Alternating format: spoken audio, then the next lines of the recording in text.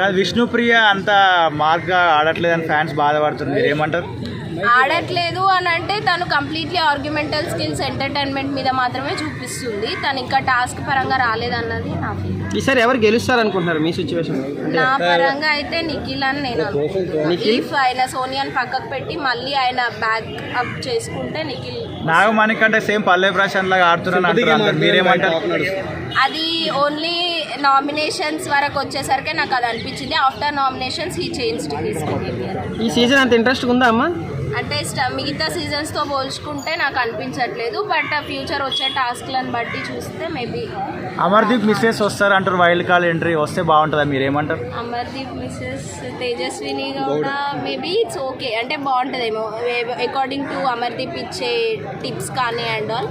తను ఉండపరంగా కూడా బాగుంటుంది, ఎందుకంటే ఒకసారి ఆల్రెడీ వేరే అబౌట్ ఓన్లీ సీరియల్ వాళ్ళని బిగ్ బాస్ హౌస్లోకి 2 days కోసం పిలిచినప్పుడు అయితే తను చాలా టాస్క్లలో ఇంకోటి ఉప్పల్ వాళ్ళు కూడా అంటున్నారు.